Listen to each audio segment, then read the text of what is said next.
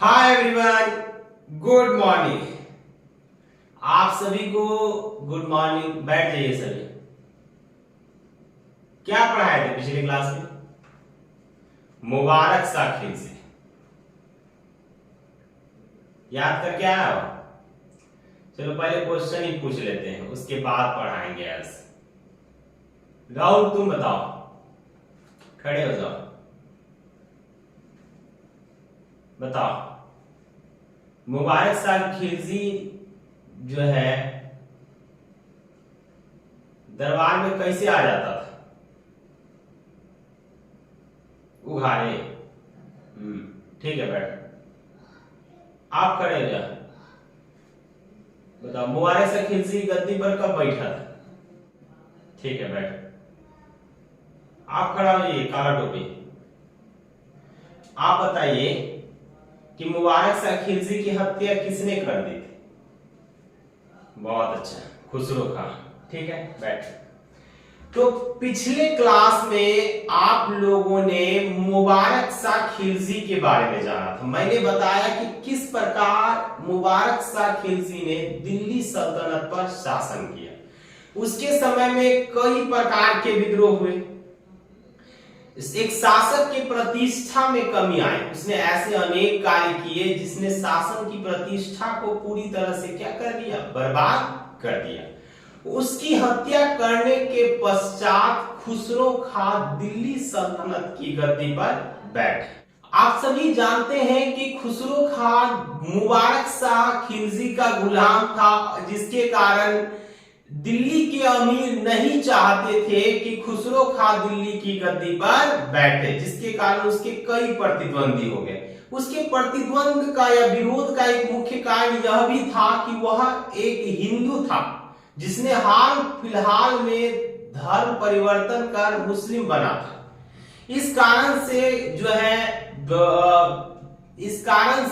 जो है खुसरो खां का दिल्ली में विरोध होने लगा।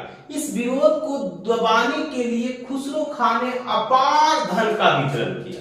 उसने बहुत सारा रुपया पैसा जो है लोगों के बीच वितरित किया। यहां तक कि उसने निजामुद्दीन औलिया, नाम सुने हैं ना? हाँ, प्रमुख चिश्ती सूफी संत निजामुद्दीन औलिया को 5 लाख टका दिया। काहे दिया? कि निजामुद्दीन औलिया उनका प्रचार प्रसार करे, लोगों के मन में उसके प्रति सकारात्मक भाव उत्पन्न करे।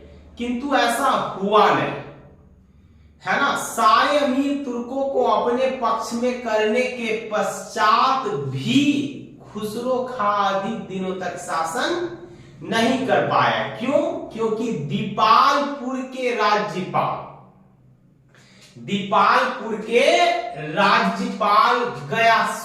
गाजी मलिक ने, किसने? गाजी मलिक ने क्या किया? तो आक्रमण कर दिया। किस पर? खुसरो खां पर। किस पर आक्रमण किया? खुसरो खां पर। और खुसरो खां ने कौन सी उपाधि भाई धारण की थी? पैगंबर के सेनापति। अब ये याद रखिएगा, ये बार एग्जामिनेशन में पूछा जाता है। खुसरो खां की उपाधि क्या थी? पैगंबर के सेनापति। अब पता नहीं भाई इनको पैगंबर का सेनापति किस दृष्टिकोण से कहा जाएगा। हाँ, यही था। किसका? प्रेमी बोलोगे, प्रेमिका बोलोगे, दोनों था। कभी प्रेमी तो कभी प्रेमिका। अजीब अजीब लोग रहते हैं यार इस जहां पे, है ना। अब किनको आप क्या बोलोगे? तो गाजी मलिक ने किस पर आक्रमण कर दिया?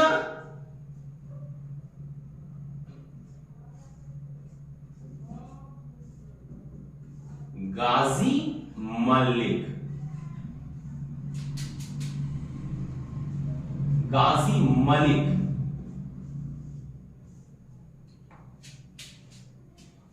इन्होंने किस पर आक्रमण किया? खुसरो खां पर। किस पर? खुसरो खां। और 5 सितंबर 1320 को खुसरो खां को मारकर, बिल्कुल उसी प्रकार से इन्होंने खुसरो खां की हत्या की जैसे खुसरो खां ने मुबारक सा खिलजी को मारा था। गाजी मलिक ने क्या किया, तो खुसरो खां को मार दिया। अब खुसरो खां को मारने के पश्चात किसकी हत्या कर दी इन्होंने, खुसरो खां।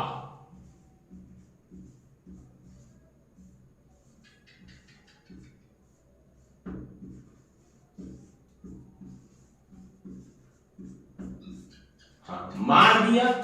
और खुसरो खां की हत्या करने के पश्चात इन्होंने दिल्ली की जनता से कहा कि अगर कोई भी सुल्तान अलाउद्दीन खिलजी के वंश का या फिर किसी भी सुल्तान के परिवार का कोई भी सदस्य यदि बचा हुआ है तो उसे आप राजगद्दी पर क्या कीजिए, बैठा दीजिए। अब बताओ भाई, ऐसा लोग जल्दी मिलेगा? एक तो मार दिया खुसरो खां को, जिसे लोग पसंद नहीं करते थे, उसके बावजूद ये क्या कह रहा है कि आप अलाउद्दीन खिलजी के किसी वंशज को ही क्या कीजिए, दिल्ली की गद्दी पर बैठा दीजिए। इससे बिल्कुल जनता का प्रेम उमड़ आया किसके प्रति, तो गयासुद्दीन तुगलक के प्रति। और इसके पश्चात दिल्ली की जनता गयासुद्दीन तुगलक के हाथ को पकड़ के कहां ले गई, अलाउद्दीन के 1000 स्तंभों वाले महल में, और उन्होंने वहां पर क्या किया, उनका राज्याभिषेक करवाया। तो कब करवाया उनका राज्याभिषेक, 8 सितंबर 1320 को। कब करवाया इनका राज्याभिषेक, कब हुआ भाई, 8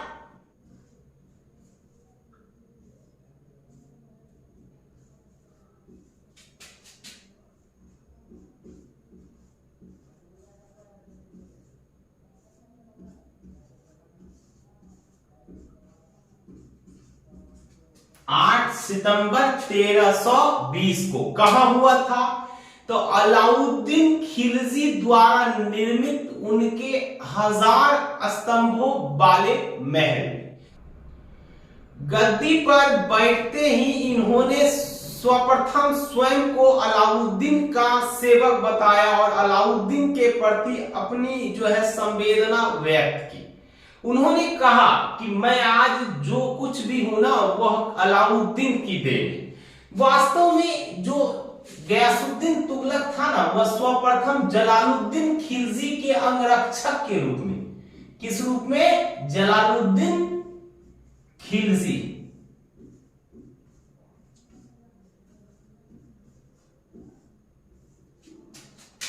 के अंगरक्षक के रूप में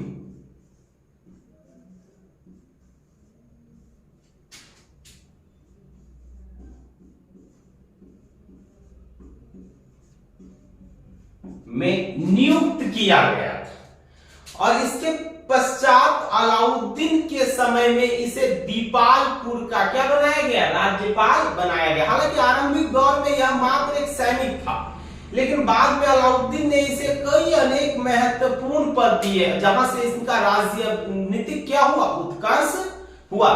तो इन सब के बारे में हम लोग क्या करेंगे, एक एक करके इनके बारे में जानेंगे। देखिए, जिस समय गयासुद्दीन तुगलक दिल्ली सल्तनत की गद्दी पर बैठा ना, उस समय दिल्ली सल्तनत की अनेक समस्याएं थी। इन समस्याओं के लिए जिम्मेदार कौन था, इन समस्याओं के लिए मूल रूप में जिम्मेदार था मुबारक शाह खिलजी और खुसरो खां। अब दोनों का तो काम समझा गया था। हाँ जी, अब दोनों हरिये नहीं है तो समस्याएं निपटेगा कौन, समस्याओं को झेलना किसको, और इस समस्याओं का समाधान करने का दायित्व तो किसके कंधे पर आ गया है, तो गयासुद्दीन तुगलक के कंधों पर। तो अब हमें जानना है कि गयासुद्दीन तुगलक के सामने वह कौन कौन सी चुनौतियां थी जो उसके पूर्व के खिलजी शासकों ने उत्पन्न की थी। काहे कि हम लोग जानिए रहे हैं वो दोनों कैसा निकम्मा शासक था, बेलज्जे टाइप का, है कि नहीं। तो अब क्या जानना है हम लोगों को, गयासुद्दीन की चुनौतियां, गयासुद्दीन की चुनौतियां।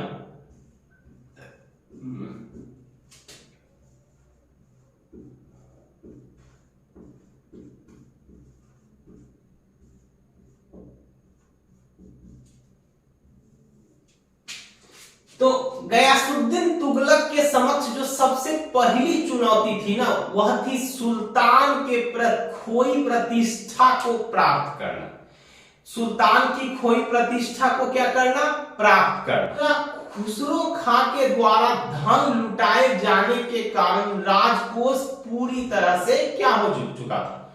खाली हो चुका था। तो पहली समस्या की थी, पहली समस्या क्या थी? तो सुल्तान के खोए प्रतिष्ठा को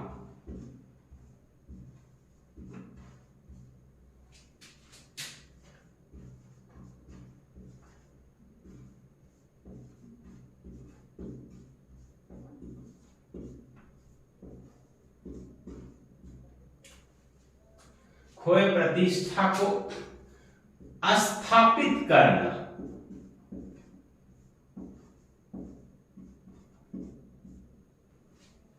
स्थापित करना। रिक्त राजकोष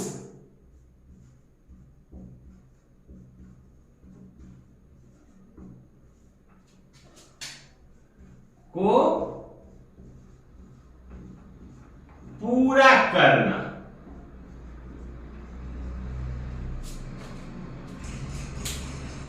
गयासुद्दीन तुगलक के समक्ष जो तीसरी सबसे बड़ी चुनौती थी वह थी सल्तनत की सीमाओं की सुरक्षा।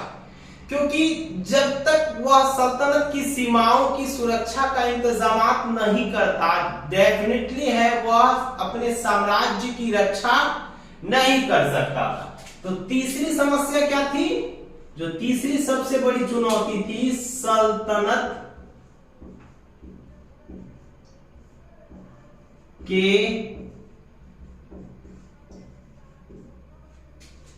सीमाओं